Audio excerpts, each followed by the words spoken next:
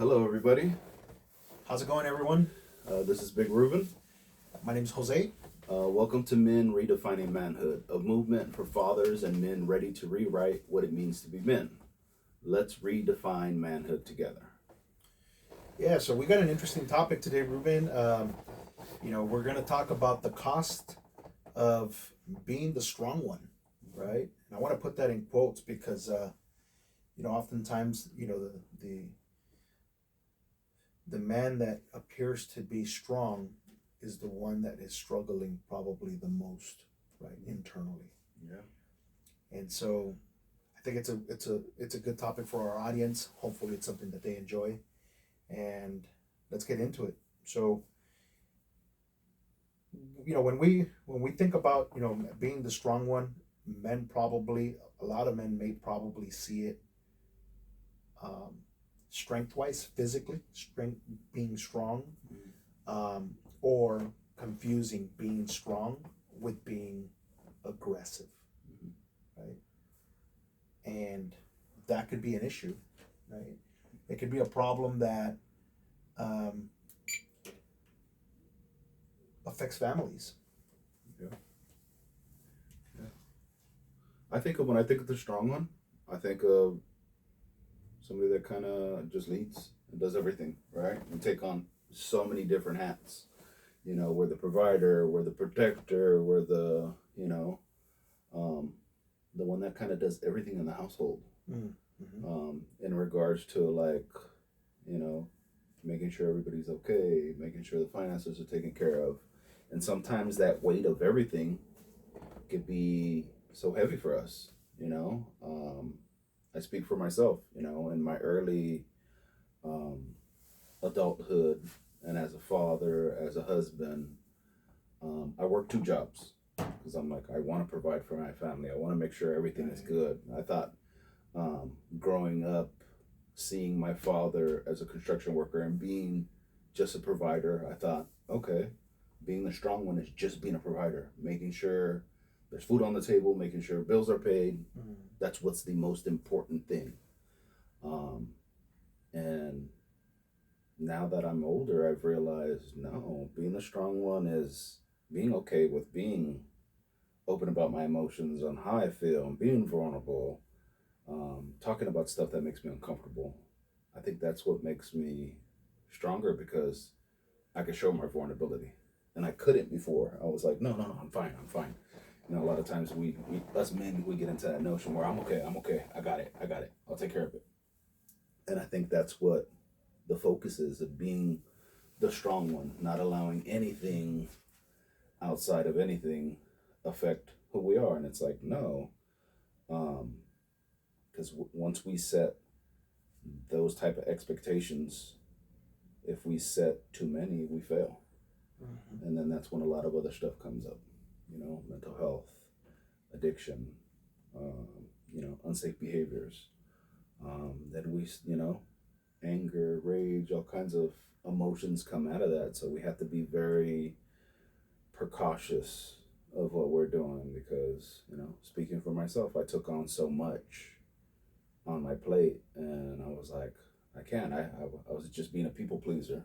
I was taking care of my household and then taking care of my family outside Everybody else, everybody else, except you, right? Yeah, Yeah. and it happened to me, a few years back.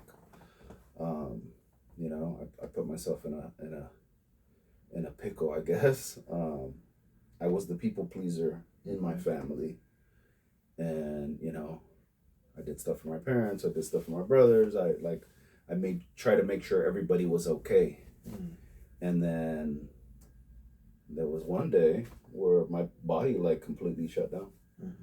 I ended up in the hospital for a few days because of it, because I was overdoing myself.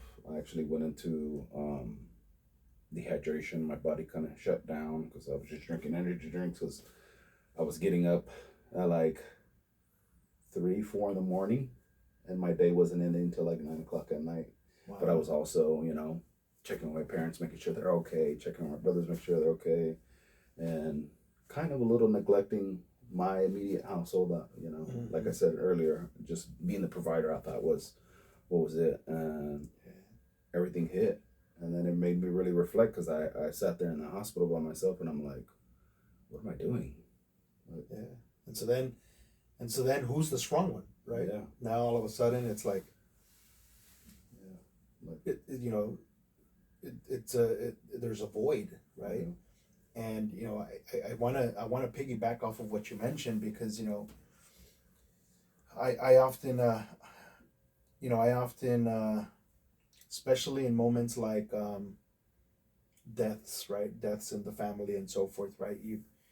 You'll come across a person that will say, I have to be the strong one right now, right, to hold it together.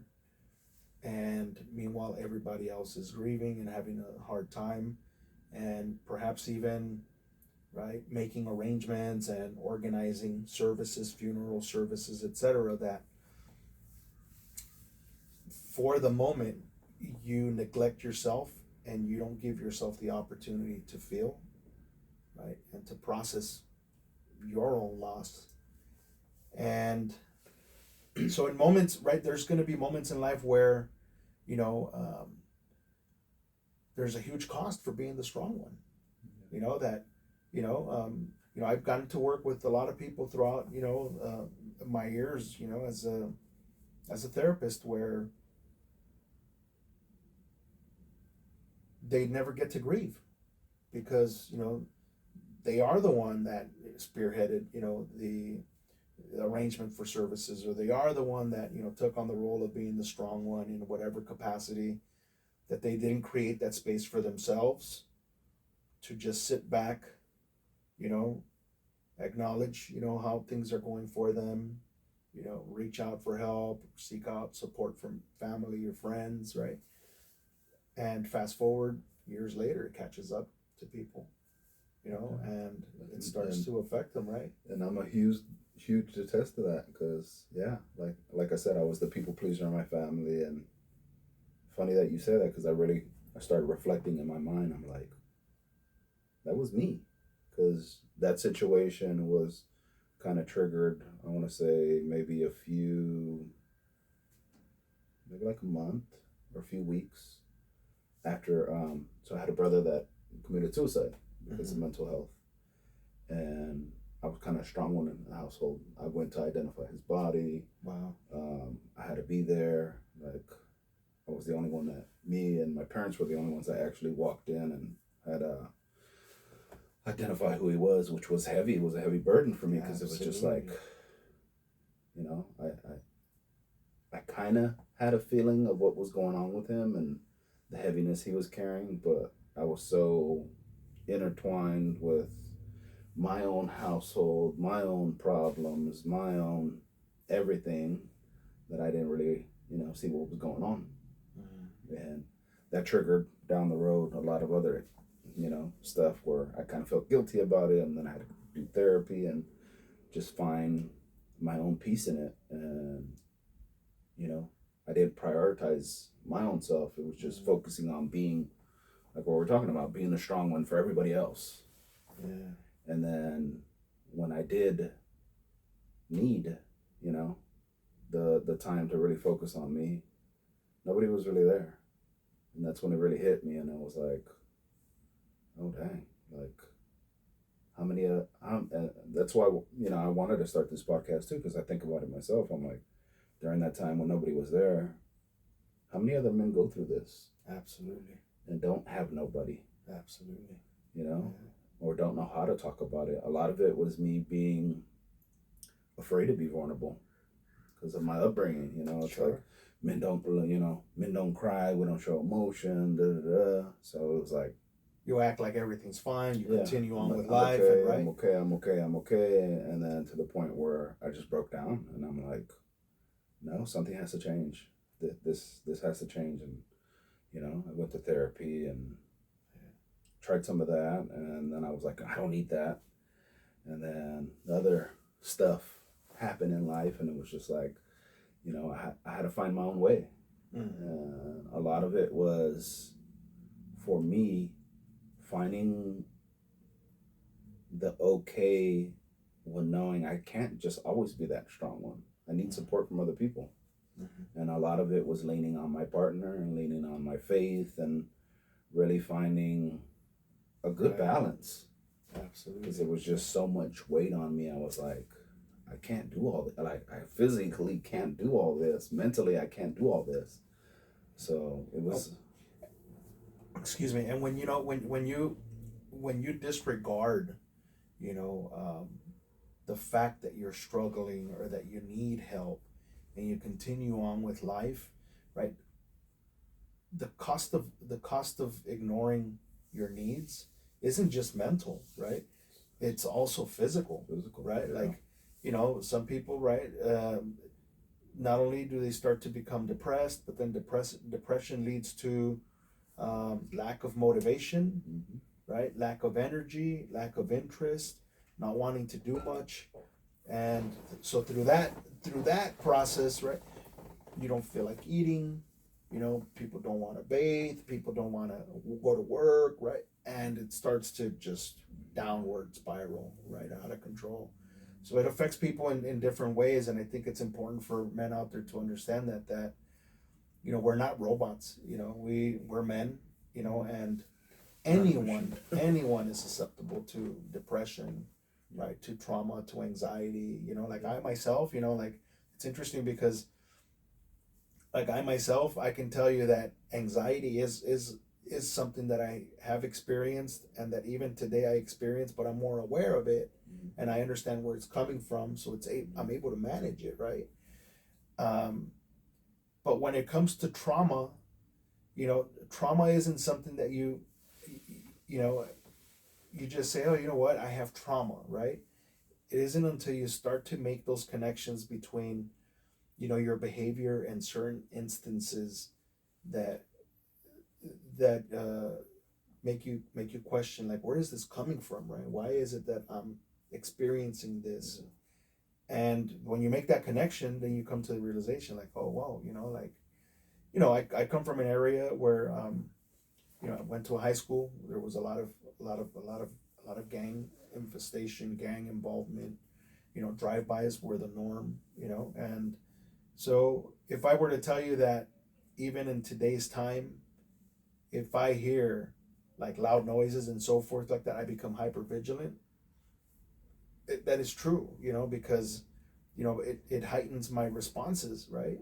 Yeah. And so I have to be, I have to acknowledge that, and I have to understand that it's okay that that that it's a part of what I'm experiencing, and I know that where it comes from, instead of ignoring it, right, and trying to be the strong one, right? Because then later, what happens? Later, then anxiety gets out of control, panic attacks start to set in. Then I'm not gonna want to leave my home. I'm not gonna want to go out, be around in public, and so forth. And that's a huge cost, right, for ignoring symptoms that are very important. Not only that, it affects the relationship. Because, like, for me personally, my anxiety at a time frame got so bad where I didn't want to go out, and I got so anxious, and I had all the symptoms from it where I was having stomach issues because of it, and it was causing an issue between me and my wife. My wife was like, "What's wrong with you?" And I couldn't really identify. I'm like, I don't know why I'm anxious. Like, I don't get it. But then I sit back and I did all the processing and reflecting, and I'm like, I've lived my life so much on flight mode, and now it's reflecting now that I'm working on certain things. Sure. My brothers, they were gang members and stuff like that, and I would hang out with them and we'd go and do crazy stuff, and I have stories of watching them fight people and getting in fights with people with them, and having the police come out to our house. I was always on super aware mode. My senses are always heightened. So even as an adult, when we would go out places, me and my wife, I was always on, observing everything. Even where we sat, I had to sit where I could see everything. And sometimes, even today, that I've done the work and I feel like I'm good on that, I catch myself sometimes too. Absolutely, yeah. Sitting in places, and my wife just I could see her kind of look at me like, what's going on? But because it's there, right? It doesn't mean that it it's that disappears. yeah. You know, it just means that you understand it better. You know how to cope with it in a healthier way, and you know how to manage those feelings in the moment, right? Yeah. And that's, you know, and that's where, so that's, you know, that's where ideally we should be, right? Because anxiety in general, there's normal levels of anxiety, right? Anxiety is important for us as humans because, you know, that's what triggers our fight, flight, freeze mode, right? So if we didn't have anxiety, then, you know, we could be in a very dangerous situation and not do anything, right? Not be aware of it. Not be aware of it, right? But you know, that anxiety is what causes us to react, right? And to, but then when it's too much, right? Because you try to be the strong one and you try to ignore that there's nothing wrong, you know, or there's anything wrong, and you know everything's good, and you know, eventually, right? The the cost of that is your health, you know, in all aspects, right? It affects you. Health and relationships too. Yes. You know, because I say it personally because I've been there, done that. You know, it cost a lot of conflict between me and my wife because of it. And she's like, "What's wrong with you?" Like, you know, and she works in the field, so it's like, you know, I didn't know how to explain it to her. Sure. Like, I don't know what's going on. Like, I don't get it. So yeah, until I was able to really find work, but even sometimes myself, you know, I start getting, you know, anxious about certain things, and I'm just like, why is this happening? You know, so I try to. Lately, I've been in a lot of like reflective mode and trying to understand a lot of why I do certain things and acknowledge, you know, my own trauma, my own historic stuff, and it's like, no, I want to be able to teach this out to other men because there's other men that may be going through this and not really not understand what it is. So we have to have these conversations because, like, you know, I really sit back and I think of my brother, like, maybe if he had an outlet, he wouldn't have done what he did. You know, because he was probably the strong one for his family for a very, very long time. And it just, you know, he didn't find the proper outlet to release that. So I think of other men out there, like how many other men are going through that and not expressing, like, hey, I need help. Exactly. Like, I need to find a way on how to still be, because again, when I think of strong one, I think of a leader.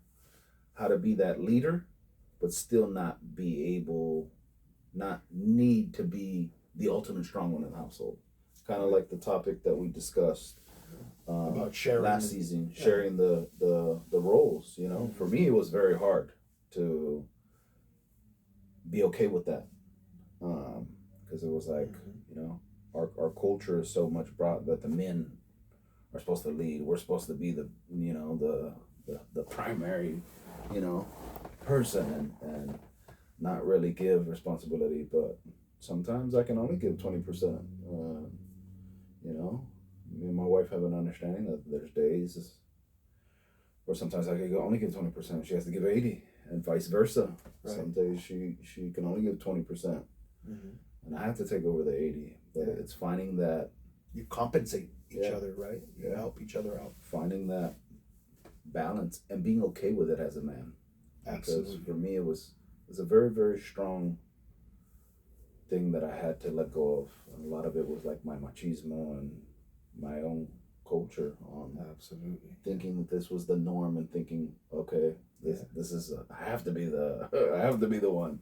And it's like, no, I'm okay now with saying, okay, I can't do this, you know, I can't do this. I'm okay with you focusing on it. Yeah.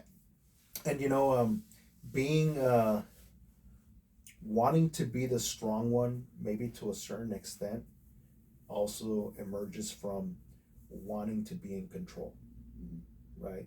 Yeah. But it doesn't always have to be that way. You know, like there may be situations where you may have to seek out help. You may have to give up control for the sake of being well, right? And having somebody else handle whatever it is, right? Even if it's not up to your expectations. If it gets done, it gets done, and that's the important thing, right? And be okay with imperfection. Yeah. You know, it's and that's the key one right there. Yeah. Being okay with imperfection. Yeah. Knowing that that it's okay that mistakes happen. It's okay that it doesn't come out perfectly like Right. you want it to. Yeah. Like, we live life where not everything goes our way. Like, Yeah. we live in a life where we just kind of go with the flow of life, and we have to be okay with, things happening the way it happens. Yeah. And that's an area too where I struggle, like imperfection, like, again, because of my upbringing, and the generational patterns, which we've discussed in the past in other podcasts, right? Being raised by a father that was very critical has placed me in that, right, of wanting to be perfect, and want, because then, there's part of that is obviously the control, but then the outcome of it makes you feel like you're the dominant one.